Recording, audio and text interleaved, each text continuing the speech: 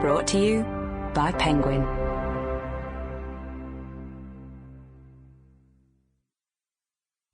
The Single Mum's Wish List by Charlene Allcott. Read by Jennifer Saayeng. Chapter 1.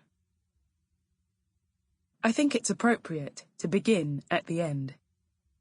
People say it's best to start at the beginning, but I've never been a believer. I'm loyal to endings. I skip to the final page of every book I read. The end is where the truth is, and the end starts when Jacqueline opens her door. I've never seen Jacqueline looking anything less than glamorous, and even with sleep still clinging to her eyes and a silk robe replacing her starched navy shift dress, she looks like an off-duty Marilyn Monroe. I feel inadequate in my workwear 101 outfit of black t-shirt, black trousers and flats. "Martha," she says, carefully. "Are you okay?" Jacqueline says things like, "Are you okay?" when what she really means is, "What the fuck are you doing at my house at 8:30 in the morning?" That's why I need her. Jacqueline is my therapist. She asks me in. Asks is a strong word. She makes a gesture close to a shrug and steps to one side. I can't afford the luxury of socially acceptable behaviour, so I go through. Jacqueline ushers me past her magnolia-coloured therapy room and into a light, open-plan kitchen. I know this is her way of saying this is not official, but I don't mind, because I've always wanted to see what goes on behind the velvet rope. I spend 40% of every session with Jacqueline wondering who Jacqueline actually is, what she does at weekends, if she does Pilates, if she still has sex with her husband, if her husband is in fact a wife.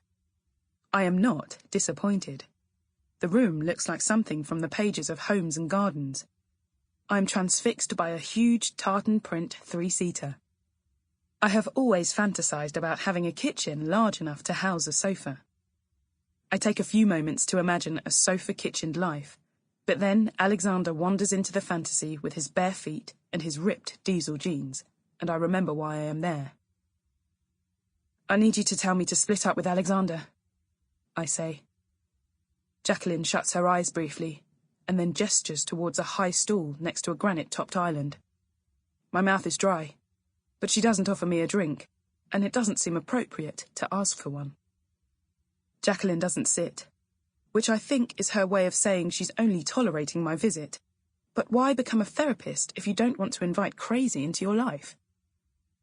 "You said to contact you whenever I needed, and I really need an answer today."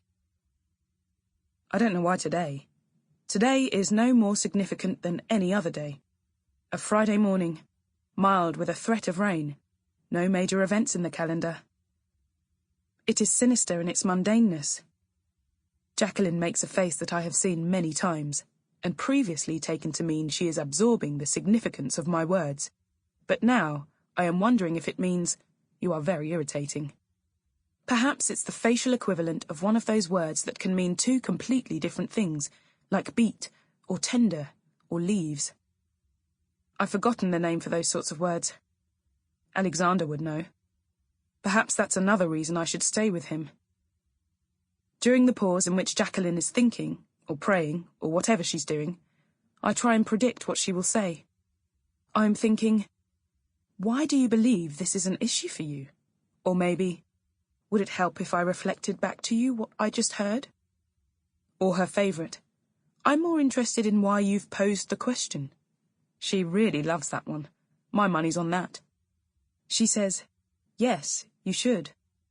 And I feel nauseous. I immediately understand that I came here because I thought she would not be allowed to give me the answer my heart already knew. "Thanks," I say as I stand. "Sorry, I have to go to work," Jacqueline continues. "We spent a great deal of time discussing your relationship, and it is obviously very flawed. In addition, your demeanour today suggests you may need some time to focus on yourself." "Thanks," I say again. "Also, before you go," says Jacqueline, and I take a deep breath. She clears her throat. "I can't see you again. I think some boundaries have been crossed here." Sample complete. Ready to continue?